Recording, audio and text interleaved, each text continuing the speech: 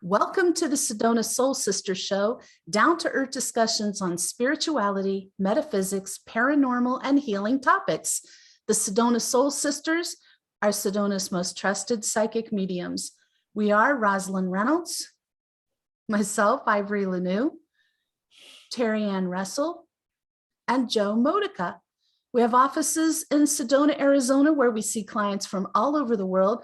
Today's topic is how experiences launch your mission. And I think that this is a pretty big topic, as you probably saw in mainstream news, and it's all over the web on blogs. People are talking about it. How many people, millions of people, have left their jobs because they're realizing they want something more meaningful. They don't want to just earn a paycheck. Yeah, a lot of them want to make more money, but for the most part, they're looking for something that they're passionate about to do. Well, I just got chills from the angels. That is waking up to your life purpose, to your mission, whatever you want to call it. And we were all talking about how kind of what led us here, and the journey can be so varied. And I think that sometimes we think that we've gone off track, and the truth is that our path brought us exactly where we need to be, with exactly the skills we need to be successful. So I know Joe is our newest soul member. He wants to be called a soul brother, so we're going to call him that. We have two soul brothers now because Roz's boyfriend, Ed, does foot baths, makes our Oregon spiritual protection products, makes healing pyramids. So we have two soul brothers. And I think, Joe, your background is so interesting. You were telling Roz and I about it when we first met you, but I'd like you to share that with people, like what you're doing now and then what you did before. Wow, how much time you got? Let me see. So I was born and raised in New York City. Okay. And I left New York City to go in the mountains in Catskill Mountains up in the state New York. And while I was there, I did everything from sales. I sold encyclopedias door to door. I sold cars. I sold Amway. I sold New Skin. You name it, I sold it. Okay. Insurance. And I was a late bloomer. At 29, I joined the Army. I joined the 82nd Airborne, and to jump out of perfectly good airplanes. And so I spent my time there first 4 or 5 years active duty. I took a break of 4 months and I joined the National Guard. Okay. While I was in the National Guard, I joined the Sheriff's Department when I was 37. Okay. So I was doing National Guard and the Sheriff's Department. I combined 42 years, so 25 years in the military and 18 years in law enforcement. So it was coming close. So in 2006, I was away on active duty, and my mother had stage 4 cancer. So I had no clue what spirituality was, because I was raised Catholic, and I didn't, for years, I just thought that little box was who I was. And I never even heard the word spirituality when I was in the church. So, and I thought growing up, I had nuns for 8 years and brothers for 4. And I thought the soul was a round plate. And when you committed a sin, it turned black. And when you went to confession once a week, it turned white again. So anyway, so that background. So when my mother was sick, I was going to a movie, and I was looking around in the shop next to the movie theater, and it was these angel cards. So I grabbed messages from the angels as a Doreen Virtue deck, and I think it was her, messages from the angels. And I started reading them, and I started dating a woman from England who was a psychic. So from her, I heard about spirituality and that kind of thing. All right. So my mother was sick. I decided I'm going to try to help her. And I found out about this thing called, was it touch? Okay. It was a touch, a healing touch, okay? And we're using energy. There was no actual touch, really. And so I started doing that. And while I was taking that class, I heard the word Reiki used. And I said, what's Reiki? Because all these people in there, mostly all women, by the way, I was always, and they said, well, told me what Reiki was. And they were all, quote, Reiki masters. So once a week, we went to this home, this where these people were elderly, okay, assisted living. And once a week we went there, we energized cotton balls and put them in these little Ziploc bags. And the people will come to the room and you were given therapeutic touch is what it is. That's it. And so they gave me this woman who was very, and when you move in therapeutic touch, your hands are moving around the body. And I didn't, it didn't resonate with me. I felt nothing. So, and this woman, they gave me her because they know she's a hard one to work with. So she's watching my hands all over the place, like I was orchestrating. She gave me these looks, faces.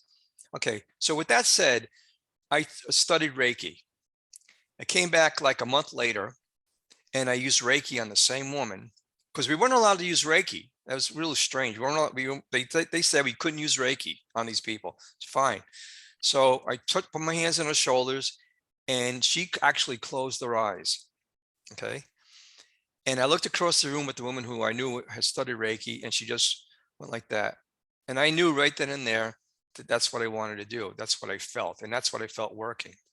Unfortunately, my mother had passed and I didn't really get to do that with her. But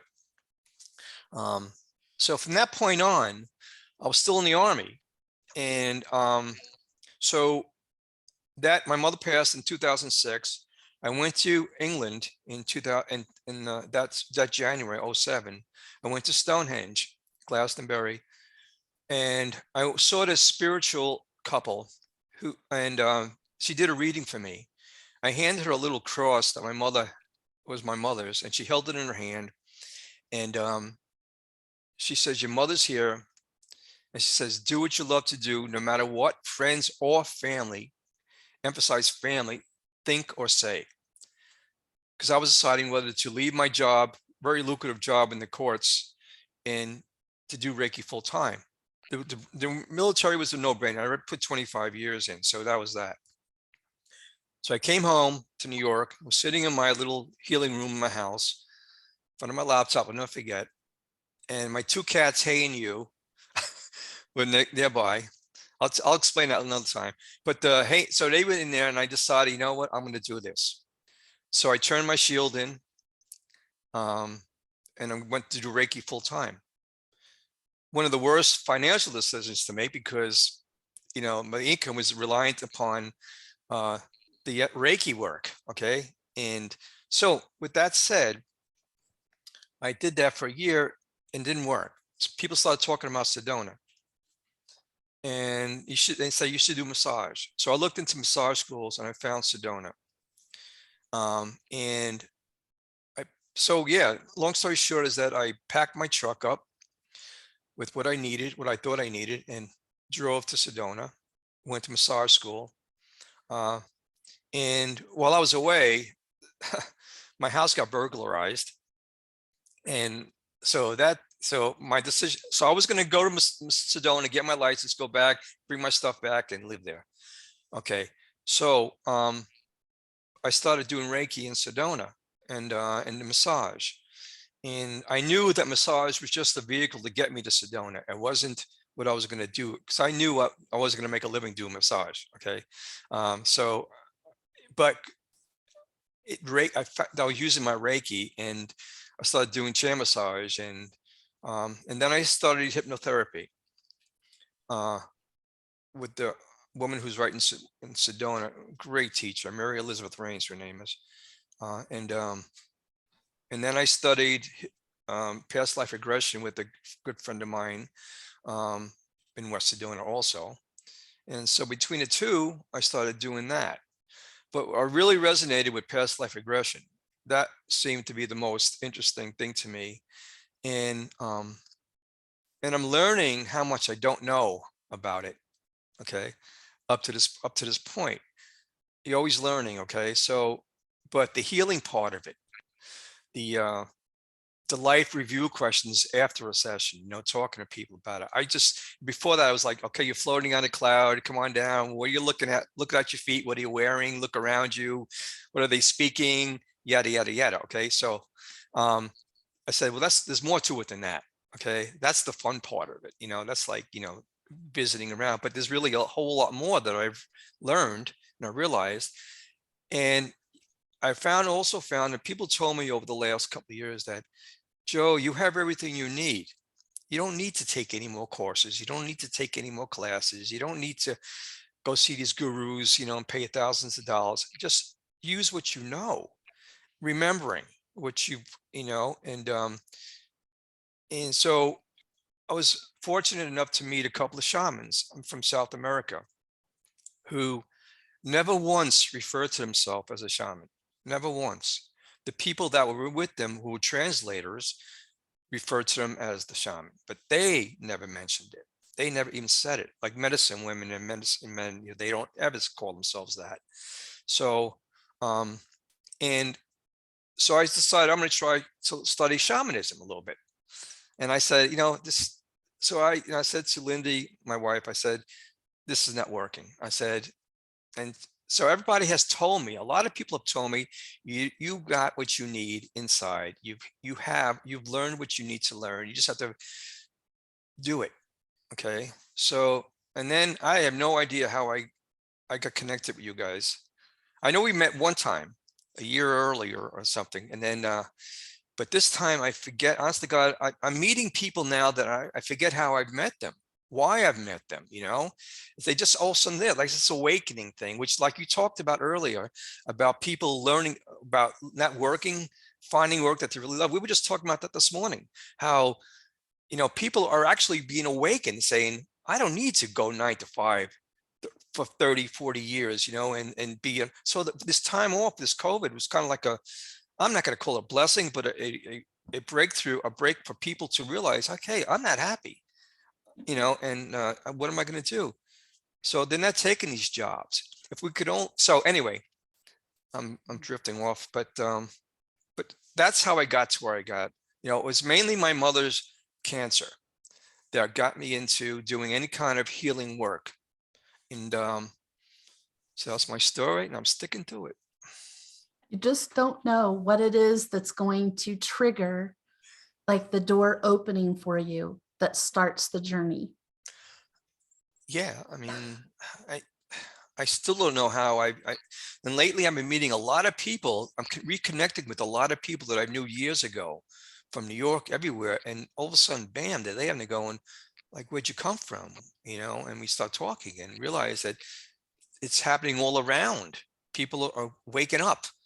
And I wish more people would wake up, you know, but that's what's happening. And it's amazing. It's like almost like a little club, you know, it's like you know, all awakening. We're seeing the truth. We're seeing through the visors, you know, we're seeing through the fog, and it's breaking into, you know, you've got this beautiful field out there and you're seeing everything the way it really is, like the Matrix, you know, you're seeing it for what it is, not what they're telling you it is. Which, like, I was 12 years of parochial school. Imagine that. I was locked in. They used to put us in closets, hit us with rulers. I mean, it was just brutal, you know. And that's mine. And what is this? How does this? What is a 7-year-old? What can a 7-year-old possibly do to commit a mortal sin that's going to that could send them to hell for the rest of their lives? You know, like that's what I was taught. You go to confession, hands, say a Hail Mary to our fathers, and you're good to go till next Saturday night. You know, and I'm saying, really. So it wasn't until I started, it just all of a sudden I realized it's just like an awakening for me too. Of yeah. I'm Terry, done. do you want to share your story about that? Like how, you know, kind of what happened in your life that led to you doing your work now? So my situation was also similar. I was always searching for something, and I was introduced to Reiki probably when my boys were really young. And so I had 3 boys in 3 years, but I didn't have time to invest in anything like that. And so fast forward, I turned 40, had a baby all of a sudden, and she was born sick. Changed my life. We went through years and years of surgeries and blood transfusions and her almost dying. And year after year, so I think she did blood transfusions about 3 years, and traditional medicine was failing us. We were all over the country looking for somebody to help her, and nobody could. So I started turning to alternative medicine. I went back to researching about Reiki. And I said, if anybody's going to heal her, it's going to be me. I'm going to go and I'm going to learn and do what I need to do to help her.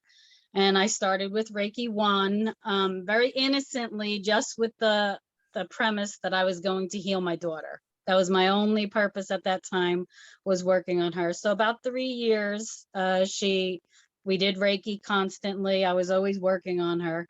And I began to teach her to do it, to get more in touch with her body, you know, what was going on in her body. Fast forward to today, she's 5 years hospital free. No one knows why. They don't understand. I tell them I'm an energy healer. Well, that can't be. They poo-poo it. And I say, well, the proof is in the pudding. You know, this baby was near death and having blood transfusions month after month, and energy healing is what helped her get through that. So, you know, I share that story with everybody everywhere I go, because I want people to understand the power within it. So that was like just the Reiki part of my journey. And then through every Reiki attunement, I went on to Reiki Master Teacher. Through every Reiki attunement, I began to shift and change myself. I began to see things differently. I went through a nasty, nasty divorce. It sort of propelled me into this new life. And I think I was pregnant with her when I visited Sedona. My parents lived here, so I came out to visit Sedona, and I was not spiritual by any means at that time, but I came here and I started to cry. There was this feeling for me of love that I had never felt before, and I didn't understand what that meant or what was going on. And it would take me another, how many years? Another 3 years or so to get to Arizona to be where I needed to be. And then when I met my husband now, I was like, we need to be in Sedona, and that's how we transitioned up here. And through Sedona itself, our lives have changed. The healing magnified. And I know people say a lot of things about Sedona, but it is a very spiritual place. It is very healing. I think people come here in search of that. They're not sure what it is. And me too. I had no inkling as to what spirituality was. I was like Joe, raised very strict Catholic. And, you know, I would question from a young child too, like, how could I be going to hell? Like, I was just mean to my brother. So I would be a young child questioning all that, and I would be told to be quiet. And so it wasn't through years and years of self-healing, self-learning, self-mastering, really, to become the person that I am today.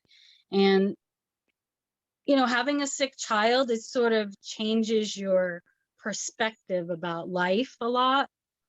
I see things very different than I do than when she was born, but I always had my faith, right? There was this underlying faith that I do believe in God. I do believe in the angels. I knew that she was brought here to teach me from the minute she was born, and I knew that God wouldn't take her from me. So there was just this inherent knowing within me. And I learned to follow that truth within me, right? To follow that path where I was going. And so she's 12 now, healthy. Her blood was just recently, she went to the doctor, her hematologist and oncologist. Her blood level was a 16. She's never been a 16. And so they've agreed to finally discharge us from the doctor and just keep an eye on her. So I love to share that story about her because, you know, people just don't know. They don't know what's out there until their back is against the wall. And I had no other choices. I mean, we couldn't keep doing blood transfusion after blood transfusion. So I needed another way. Makes sense. Yeah, it's just, you just don't know. I mean, I've talked to so many different people, and probably one of the biggest things, the common threads that I see is that people think that everything they've done personally and professionally is kind of all over the place. But then when they find their niche, they figure out what their mission, their life purpose is. All those pieces were necessary. Oh, I feel the angels coming in again. All those pieces are necessary to do what they're doing. Roz, And you to kind of, outsiders, it looks like a swirly mess, right? yeah, it can. And even to us, it can look like a mess till you really step back and observe and see how you're using pieces from all of your professions, from your experiences, personally and professionally, to do what you're doing now. Roz, you've got an interesting background. Do you want to talk about that a little bit? I think compared to Terry Ann and Joe, my story's pretty bodiodo, but I um I feel like I knew exactly from the time I was pretty young what I was supposed to be doing. And I never thought of myself through all the years that, I mean, we knew that I definitely was not like other people. I knew things, I did strange things considered odd. And I was very, very fortunate, and I give tremendous credit to my mother because she also was highly intuitive. So she recognized a lot of things that I could do and helped me keep those things sort of managed. I can remember being very young, like toddler, and I remember things that happened in that time and events that I was involved in. And I, I don't think this is me. I mean, I think I'm sent this information, of course. But the most interesting thing, I guess, is how I just always knew that I could help people. I didn't think of it as healing. I do now. And I used to even tell people I'm not a physical healer, really. Nothing could have been further from the truth, but that's what I thought, And I guess one of the most interesting sort of wake up calls for me, when I was 3, my mother got hepatitis. Never knew where she got it. Never could. The doctors did not recognize it for a long time until she was extremely ill, severely jaundiced, really in bad shape. And we were not a wealthy family. And this was, long before the day of medical insurance and all that. So my dad had to continue working. My brother was quite a bit older than I was, so he was in high school. And he would go to school, come home in the afternoon and start, preparing dinner and doing all the things that my mother normally would do, because my mother was bedridden. I mean, she literally, they didn't even think she was going to live for a while because her jaundice was so severe. And her liver, it did severe damage to her liver, which she actually never recovered from.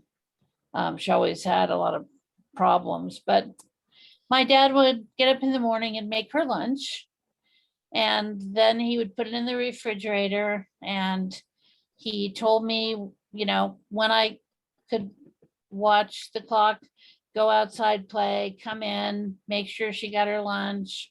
I would read to her my little books that I had. And I realize now that I was working on her energy all the time. But of course, I didn't know that then. And I think that, I thought back a lot about that. I think that's what really started a lot of the things that went on in my childhood, looking back on that. So I just feel like I I, like everybody else, have had my ups and downs in life. And Terry Ann and I laugh. We both have the Aries temper. So we can be pretty stubborn. But the bottom line is, I figured out when I was like in middle school, high school, that all these things that I knew about people would help them. So I was doing readings. I didn't know they were readings. But people would come to me with their issues, their problems, etc. And I would just be sent the information that would help them. And so that's kind of been the course of my life. But you took a jaunt down into decorating and I had did. a lengthy career with that. I've always loved decorating, and I've always loved, in the 70s, I just loved that real rustic cabiny, thing that was popular then. And I did a lot of creative crafts and stuff. I made up my mind I wanted to be a journalist when I was in high school, because I like reading, I like researching, and I really like writing about real happenings. And that kind of, a lot of journalism is about truth telling, or it used to be. I'm not sure it is now. But the bottom line was, that was what I really wanted to do. So I went and got a degree in journalism, and I really thought I would do that. And I did do newspaper work for a while too, when I was young. And I mean, all of those things were satisfying, but they were always going on at the same time that I was using my psychic gift and my ability. And I guess I came to a point in the late, maybe 1998, 99. I was still involved in, helping people decorate their houses, and selling products that they would put in their houses. And I came to the reality check, like, it's like Joe and Terry Ann were saying. I mean, it just all of a sudden goes boom. And I realized that everything else that I thought I was doing was not what I was really supposed to be doing. And so I left that field, and I spent a year just doing pretty much only psychic and healing work, and wasn't, of course, making a living at it. But fortunately, I was blessed with some alternative income, and I was able to support myself. And where I was living was not the place to be. So I have angels that I hear and see, and they've always talked to me, and they were nagging me unmercifully to move to Sedona. And that, was like, that's where you're supposed to be. You need to go there. So finally, I kept saying, no, I'm not moving my children, because, that's a lot to just upheaval your entire family. Terry Ann knows that story well. And I just decided, okay, I'm going to do it. And I came to Sedona in 2004. I had been here, I had been coming here off and on for small periods of time. But when I came here in 2004, bought a house, committed to be here, set up an office, it was like a revolution was occurring. And I had a lot of things I could do as a child. I would describe those things as paranormal, but and I had stopped doing all those things, wasn't, really doing any of the sort of energy, metaphysical energy intensity like I had been able to as a child. And when I moved to Sedona, it was like I landed in the middle of a vortex, and it went wild. It was just very wild. And of course, it was an interesting time because my children were of an age where they were middle school, high school.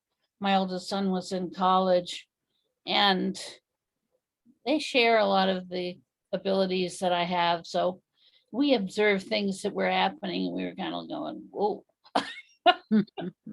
So from then on, I think Sedona, there is a magical power in Sedona to bring forth your gifts.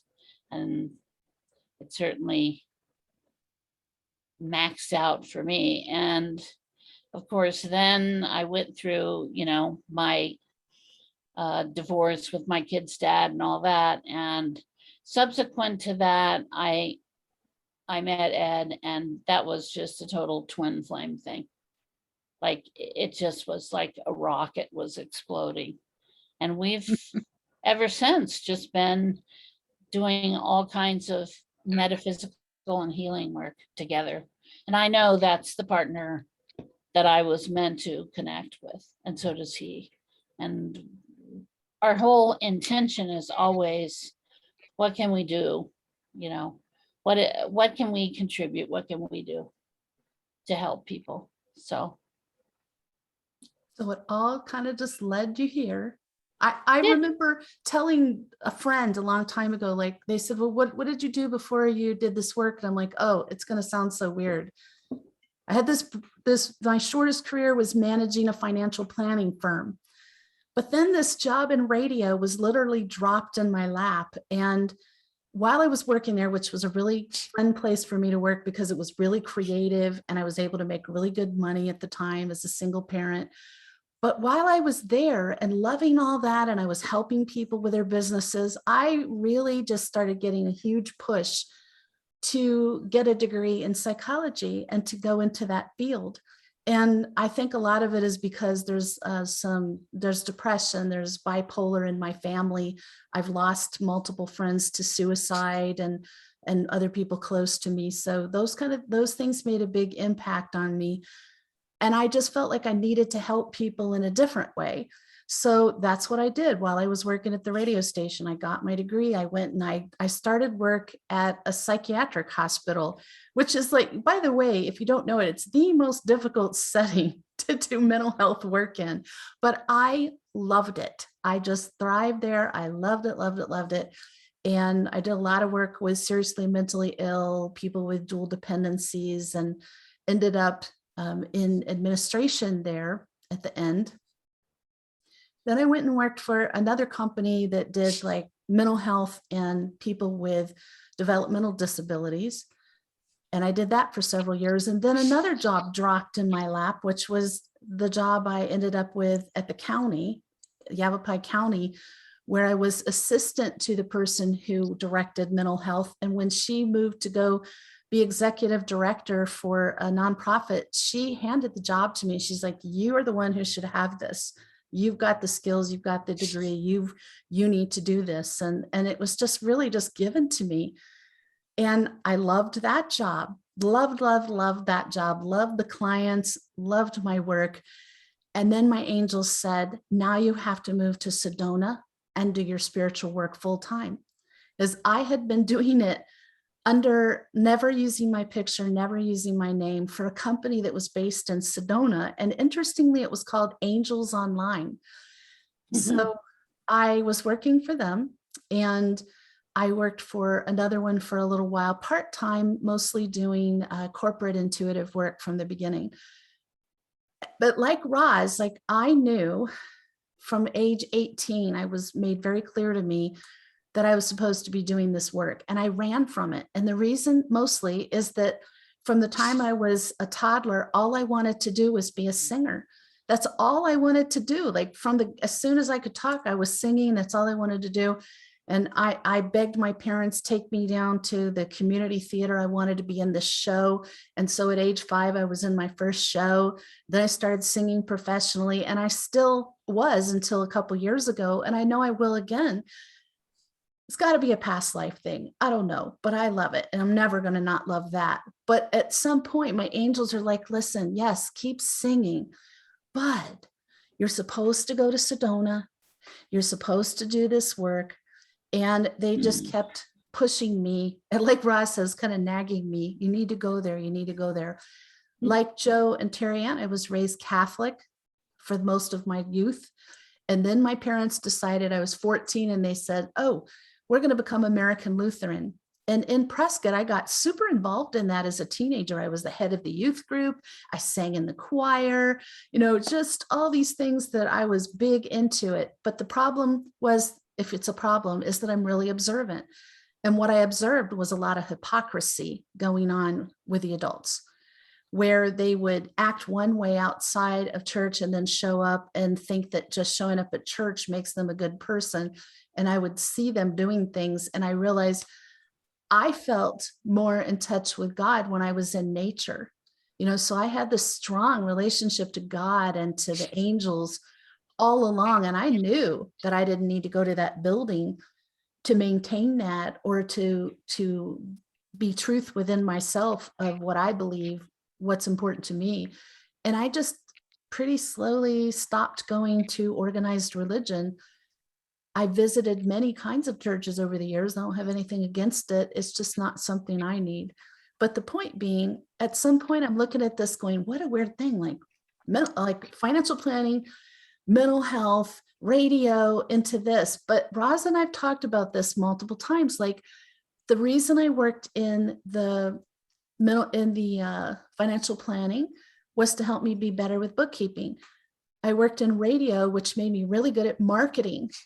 I worked in mental health, which I do a lot of counseling in my work. All of these things are necessary for me to do my work. And the thing that opened the door for me was my angels pushing me to take a course in medical Qigong energy healing. I saw it in the paper, and they're like, take that. I didn't even know what energy healing was. I had no idea. It was all summer long. It was weekends, really intensive. But I'm like, I have to do this. And I found out I was good at it. And I could do that professionally. And that is what I did first, professionally, before any kind of readings. And I know so many people who were awakened through Reiki or some other form of energy healing. I think it's a fantastic way to get yourself woken up if you want to find your life purpose sooner, your mission sooner. I think, or find out what your gifts are. I think that's a great way to do it.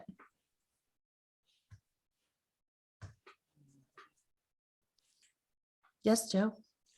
I went on when Terry Ann said she got a little teary-eyed when she came to Sedona. When I was coming down Oak Creek Canyon, and I got to the part where the red rocks just appear on the left-hand side when you get near the bottom, I just sobbed, and I said, I'm home. That's what I said. I'm home. And I felt that, I'd been to Sedona in 2009 for a Reiki drumming class, and came back later for the massage. But I mentioned my mother, and I think, and my father had a grocery store in Italian Deli in Queens, and he worked 7 days a week, 12 hours a day.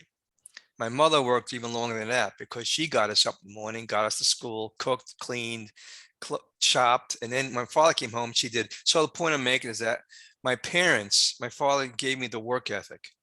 My mother, I used to see these women dressed up as nuns in the subway, and I felt bad. I want to give them money. My mother goes, Joseph, that's not a nun. Anyway, point I'm making is they were very, my mother was so, she worked so hard.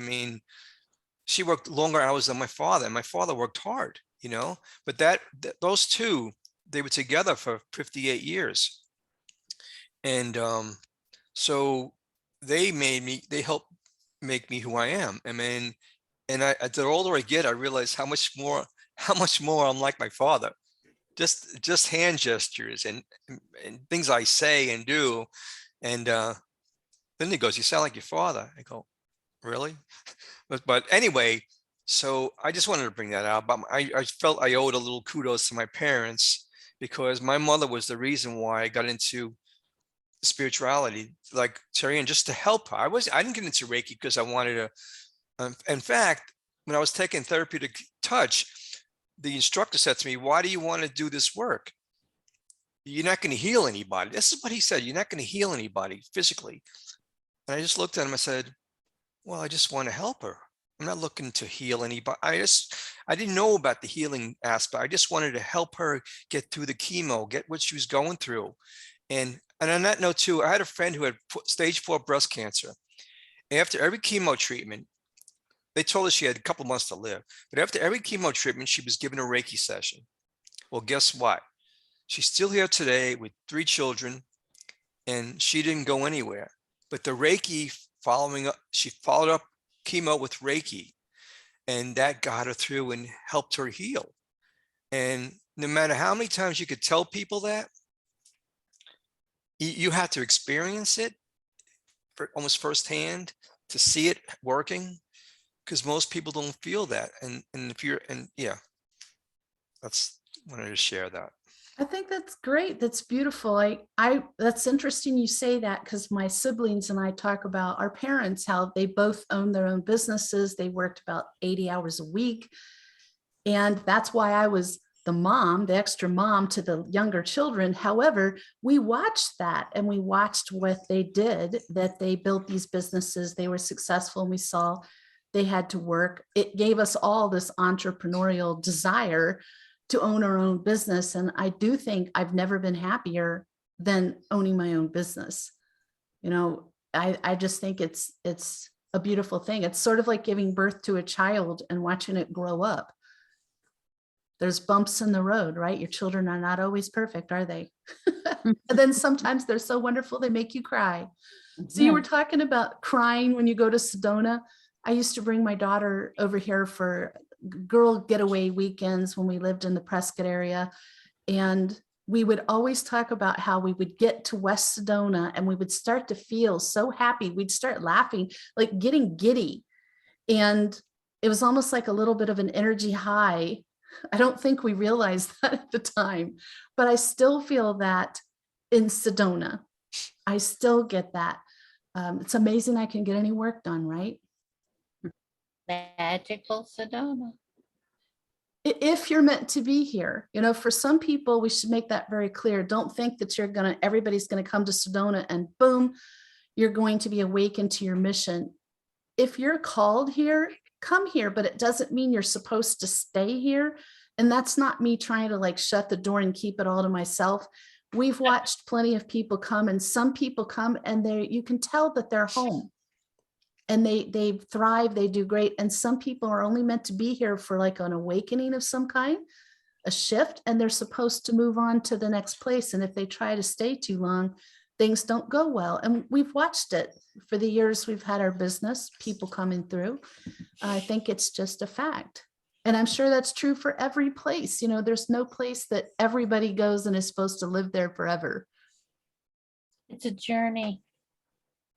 Yes, it is. And I'm just so happy that millions of people are waking up to this, that they're realizing there's so much more to life than slogging through some job for a paycheck that you don't care about, that doesn't feed your soul in any way, that you don't feel like it's meaningful, whatever it is. And by the way, meaningful work means a lot of different things. It does not mean you have to work in the field of spirituality. There's meaningful things that are very basic jobs that are important to our society, important to people. Meaningful means meaningful to you. That's all it is. What's meaningful to you. And if you feel like your soul is being filled by what you're doing, you're in the right place for you. But another thing to realize is that missions change.